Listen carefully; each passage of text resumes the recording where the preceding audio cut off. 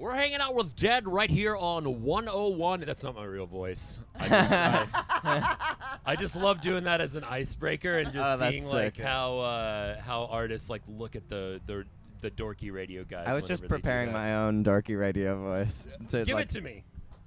You're listening to the radio. That's pretty good. That's what they teach us to say in broadcasting school right away. It's like, this is the radio. Thank y'all so much for popping by. And speaking of popping, y'all been around for a minute, but I feel like since 2020, popping off like from indie music stations now to mainstream radio. Like, how has the last couple of years just been for you both? For all three of you, actually. It's been exciting. It's like being inside of the popcorn popper at the movie theater. Yeah. Kind of. It's hot. Boiling Point is hot. Yeah. Mm-hmm.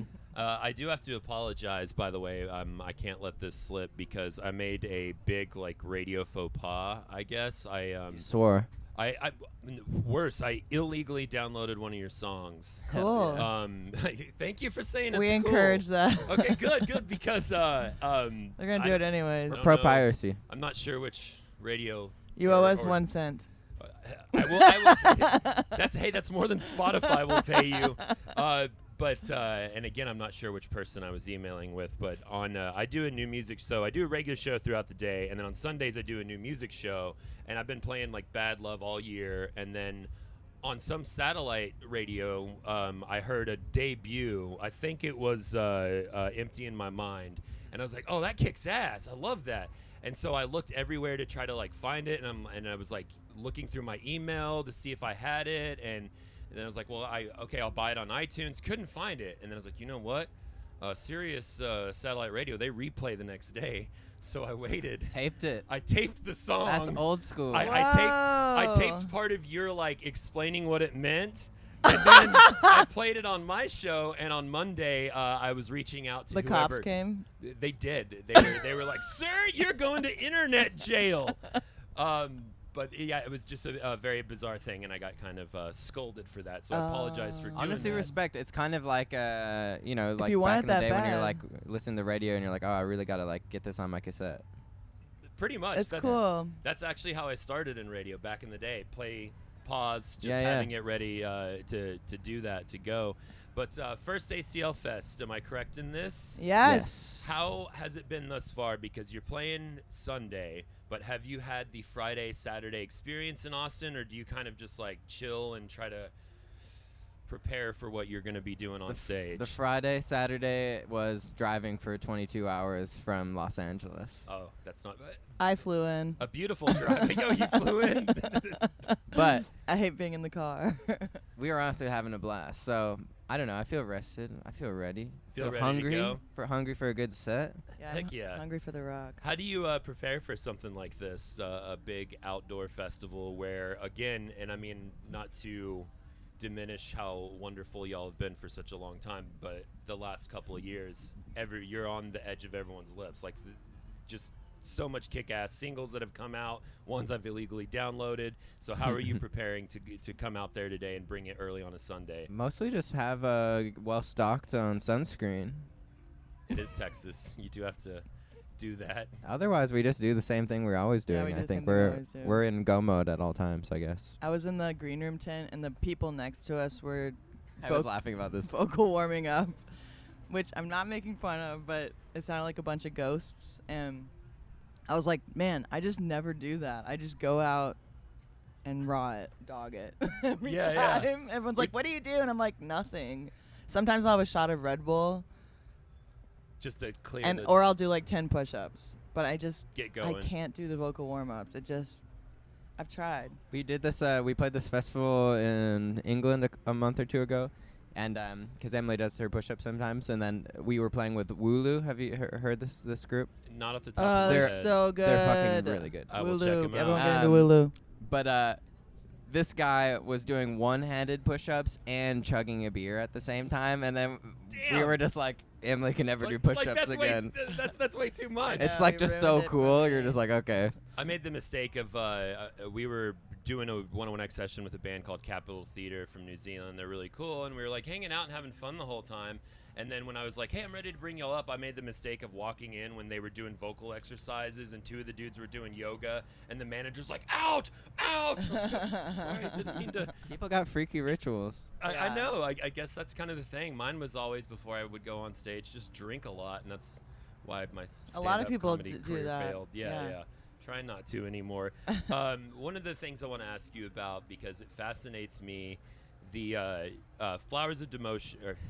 Flowers of Demotion. You've been demoted. I literally just remixed your remix. Hell yes. But that whole album was remixed. Proto Martyr was one of the artists on that. Like, what's it like to have your music redone by so many different artists and stuff like that? Honestly, it's been really fun, and I think like we've been trying to get a little bit more in just like the collaborative spirit in general, and so this was like a nice way to like dip your toes into like letting go of control. Like, you know, you just give everyone the stems, and then We're a pretty tight-knit group.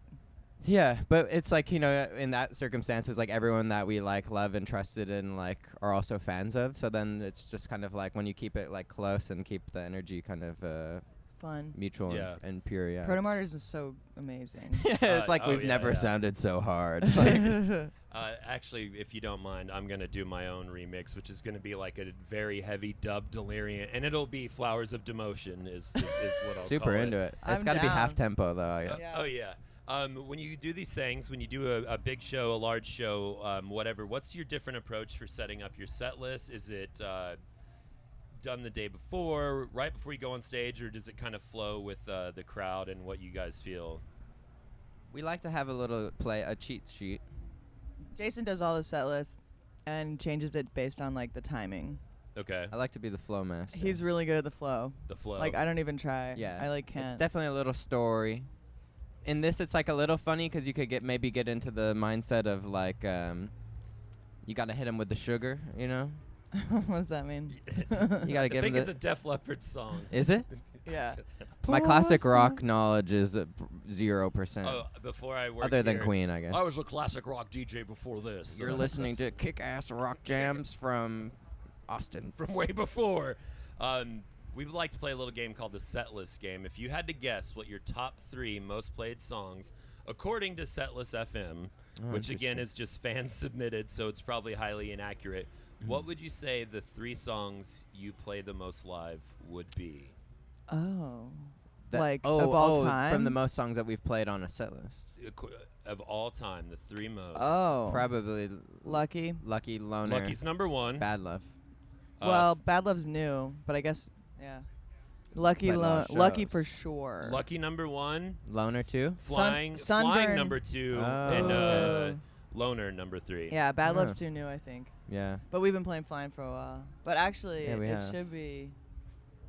Tune Out should be on there. Yeah, there's some oldies, but people Set list don't, probably kicked people in don't a know little how to bit find too that late. old album. But we have like actually one of the cool things is like we have Sunburn. like an old We played Sunburn for a millennia. archive of all of our shows on our website, so you can literally go back to the first show and like look through Oh, that's great. and like see who we played with and stuff. I think it's really fun. That's really cool for statistical nerds and stuff. Right. That's yours. Can if I you have want it? Yeah, absolutely. We've been on a Especially if the sun's going to be beating down on you there. I'm sorry, ASMR. Take it. My tactile sensory's overloading with that sound. Last but not least, before we go, as a, I'm supposed to be a professional broadcaster. That Realistically, really shows. Of course it does. If I had my fart sound effects and dub horns, I would be playing them right now. But I do have to ask kind of a serious question of musicians, of artists, and it's something I like to inquire about with everyone I've ever talked to, from people like the Black Keys to even my uncle, who still is noodling at the Golden Light in Amarillo, Texas. What is the dumbest instrument and why? Oh God. I thought you were gonna say, "Is it worth it?" Deep question. No, this is more Yes. important. Okay, The dumbest dumbest. instrument. This is a rude question, but I think I know. I can't say it though Why? because Vocals. someone close to me plays it. The guitar. No, guitar's cool. Guitar's cool forever. Well, yeah, we need the guitar. I was going through a guitar. My answer would have been guitar maybe a year ago. I was gonna. The cajon. Yeah. You can say it. No one I'm will gonna hear get it. smited. I've actually been trying No, to I just make. got engaged to someone who plays the cajon, and I think it's the nerdiest instrument of all time. I've been trying to make like a meme because like some people were like, oh, like they didn't like do enough on their new record to make it different. And I was gonna make this meme where it was like you wanted the album to sound different, and it would just be a picture of a cajon. I love it. Okay, you heard it here first. Don't tell Ricky. Please. If you were to ask my fiance, she would say a keyboard and MIDI controller because I write songs about our dogs and about my poops all the time. Yeah. And I'm like, honey, but listen to this one. This one's funny. This one's actually funny. Wow. I'm like the shitty Weird Al of our relationship. I have a guy to show you after the show that I think you will love, who does this kind of shit. Yeah. Dad, thank you so much for stopping, hanging with us. Emily, Jason, I really appreciate it. And if y'all are in Austin again, come hang by the studio so I can show you all my fart sound effects. Let's do it. All right. Thanks for having us. Cool. Thank y'all. Bye.